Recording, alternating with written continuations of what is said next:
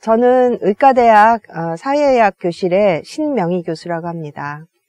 제가 학부로 담당한 과목은 3학년, 그러니까 의대로는 본과 1학년 학생들이 배우는 의학 통계입니다. 제 과목은 원래 이론 강의하고 컴퓨터 실습하고 이렇게 같이 진행이 되는 그런 과목이고요. 지난 학기에 3월 개학했을 때 코로나 때문에 개학이 한 2주 미뤄졌었던 적이 있는데, 의대는 그 가르침 주수가 일주 더 길기 때문에 1주만 뒤로 미루고 동영상으로 먼저 시작을 하자. 이렇게 해서 동영상으로 강의를 시작하게 됐습니다. 강의 시작할 때만 해도 한 달 안에 이 상황이 종식이 되고 다시 대면으로 돌아갈 걸로 생각을 했기 때문에 대면이 꼭 필요한 그런 실습이라든지 시험, 퀴즈 이런 거는 대면된 다음에 그 다음에 할 수 있을 걸로 생각을 하고 그냥 예년과 다름없이 시작을 했는데 한 2주 지나니까 이거가 상황이 점점 더 심각해지고 이게 그 1학기 내내 이렇게 온라인으로 강의를 해야지 될 것 같다 이렇게 결정이 되니까 그 다음부터는 정말 해결해야 될 문제가 한두 개가 아니더라고요. 우선 실습을 저는 이제 세스 패키지를 사용해서 의대에 있는 전산 실습실에 깔아놓고 학생들이 그 방에 와서 실습을 하는 식으로 진행을 했습니다. 그런데 라이센스 문제 때문에 세스를 학생들한테 이렇게 나눠줄 수가 없잖아요. 그러니까 온라인으로는 실습을 세스로 할 수가 없게 된 거죠. 그래서 그 부분은 저희가 이제 패키지를 어쩔 수 없이 바꿨습니다.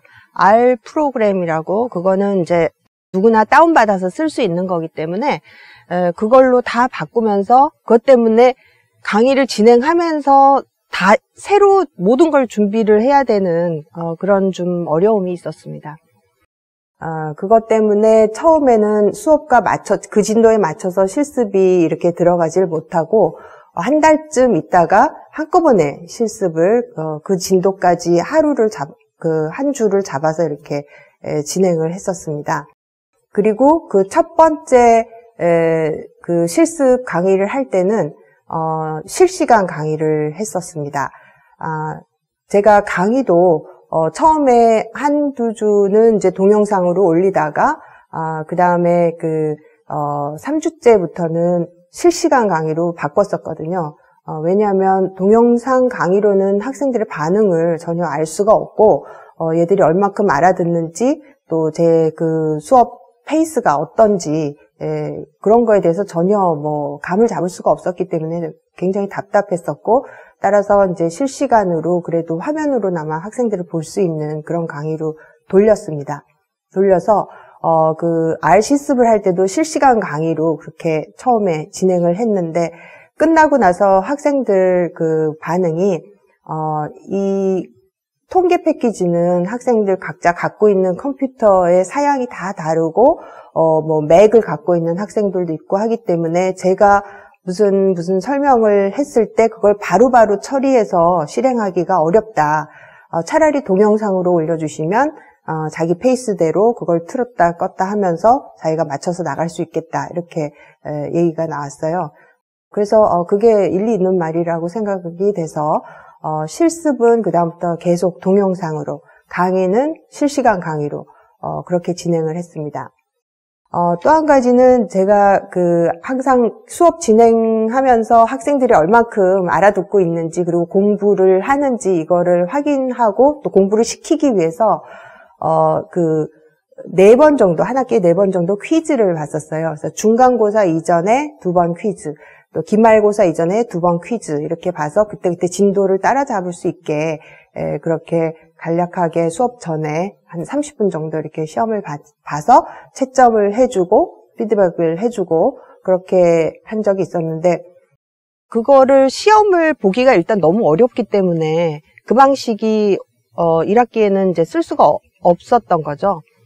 그래서 차선책으로 그 이전 연도에 제가 했던 거는 이제 수업 마치고 숙제를 내줬었던 건데, 그래서 매주 숙제를 내줬습니다. 그래서 그 시간에 배운 거를 이용해서 가장 베이직하게 풀 수 있는 그야말로 프랙티스를 위한 숙제를 내고 그 숙제를 채점을 해서 피드백을 해주고 그 다음에 실습 전에 이제 뭐 이렇게 많이 틀린 문제라든지 이런 정답 같은 거를 우리 조교 선생이 이제 풀이를 해주고, 그러니까 개인별 피드백과 풀이 이런 거를 같이 넣어서 애들이 집에서 공부하지만 못 따라오는 애들이 없게끔 그렇게 좀 하려고 했습니다.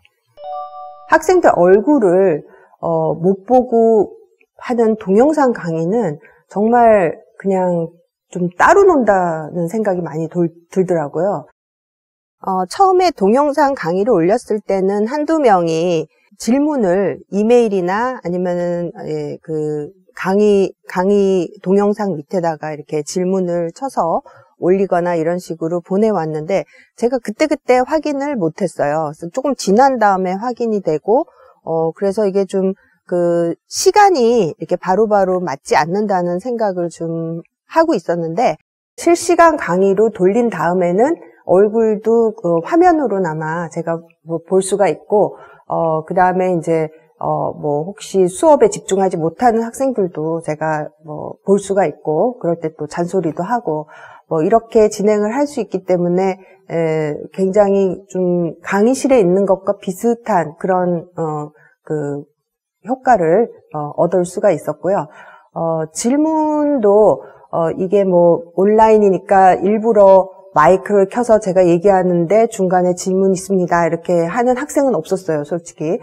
그렇게 하기는 좀 어려운 상황이었고, 대신 수업을 다 마친 다음에 학생들이 질문을 합니다. 그럼 저는 일단 수업이 끝나면 지금부터는 수업이 끝났으니까 나갈 사람은 나가도 좋다 이렇게 얘기를 하고, 질문이 있는 사람은 남아서 질문해라 하면은 이제 학생들이 질문을 많이 하고, 또 자기가 질문이 없더라도 다른 사람이 질문하는 거를 듣기 원하는 학생들이 있더라고요. 그래서 남아서 계속 듣고 그렇게 서로 인터랙션을 할 수가 있었습니다. 실시간 강의는 그런 장점이 있었고요. 그러면은 이제 실제 제가 강의실에서 강의했었던 때랑 크게 차이가 없었던 것 같아요. 보통 수업 끝나고 한 30분 가량을 계속 학생들이 질문하고 답하고 이렇게 하는 시간을 가졌었으니까요. 네. 제가 작년까지는 퀴즈로 그 학생들의 이제 배움의 정도를 보고 했다고 말씀을 드렸는데, 올해 숙제를 낸 것도 다 그 채점이 됐습니다. 채점이 되고 그걸 다시 본인들한테 이제 나눠주고 해서 어떤 점이 틀렸는지 또 다 맞았는지 이런 걸 알 수 있게 해줬고요. 그 숙제들도 13번 정도 되기 때문에 이걸 다 하나하나는 점수 배점이 크지는 않지만 합쳐서 전체 총 성적의 한 10% 정도는 제가 넣었었습니다.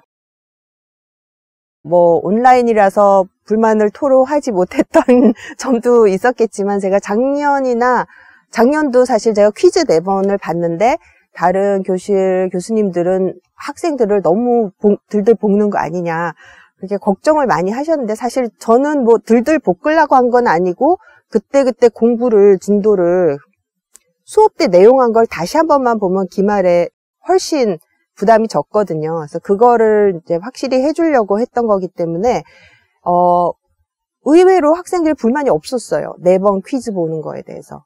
자기가 그만큼 공부해놔서 기말에 또 중간에 편했기 때문에 오히려 만족도가 높았던 것 같습니다. 총괄평가는 실제 성적의 가장 큰 부분을 차지하는 총괄평가는 중간고사와 기말고사로 치러졌는데요. 의대가 또 성적에 굉장히 민감하고 애들이 약간의 점수 차이로 평점이 나뉘고 하기 때문에 이거는 이제 굉장히 공정하게 시험을 쳐야지 되는 그런 부분이 있습니다. 오프라인 실습이 필요한 그런 과목들은 그 기간에 실습도 하고 그렇게 했었습니다. 학기 말에 중간고사와 기말고사를 몰아보되 이게 이제 너무 붙어 있으면 애들이 공부를 할 수가 없으니까 중간에 2주의 어떤 그 공부 시간을 두고 그렇게 중간과 기말을 보자. 대신 원칙은 이제 대면으로 보자. 그렇게 했습니다. 이제 의대 특성상, 조금이라도 느슨하면 이게 또, 공정성 문제가 발생을 하고, 그렇게 되면은 여러 학생들이 또 피해를 보게 되는 거기 때문에 대면이 가장 확실한 방법이라고 저희는 판단을 했습니다. 네, 온라인으로 수업을, 하게 되니까 사실, 그 성대 본교에서 굉장히 온라인 강의를 이렇게 장려하는 거는 알고 있었지만 의대까지 패션이랄까요? 막 그런 게 올 거라고는 생각을 안 했었어요. 그래서 크게 준비도 안 하고 있다가 올해는 이 감염병 때문에 그냥 강제로 지금 온라인 수업을 하게 된 면이 있는데요. 갑자기 시작한 것 때문에 많이 당황한 면도 있었지만 이게 이제 모든 먼지가 가라앉고 다들 적응이 좀 되고 하다 보니까 그 나름의 또 편리한 면이 이렇게 드러나기 시작하더라고요. 그래서 뭐 어디서든 강의를 할 수 있는 그런 면이 있고 학생들도 뭐 어디 있다가도 강의를 들을 수 있는 그런 면이 있고 또 뭐 실시간으로 하면 질문도 또 할 수 있는 거고 크게 도움을 받았던 거는 숙제를 제출하고 그다음에 이제 거기에 대해서 피드백을 줄 수 있는 그런 시스템이었는데요. 그게 이제 종이로 이렇게 왔다 갔다 하던 때보다 훨씬, 전산으로 하면은, 오히려 로드가 적은 부분이 있어요. 부분이 있는데, 다만 이제, 이 전산으로 처음 세팅을 할 때 한 번도 해보지 않았기 때문에 저는 또 숙제를 다 손으로 풀게 하거든요. 이렇게 워드 작업을 해서 내면은 카피 페이스트가 너무 다 가능하기 때문에 푼 문서를 사진을 찍어서 PDF로 전환해서 이렇게 내도록 했습니다. 내도록 하고 그거를 저희가 이제 받아서 채점을 하는 형식이었는데 받긴 받았는데 채점해서 다시 돌려주는 게 그게 처음에 어떻게 해야 될지 잘 모르겠더라고요.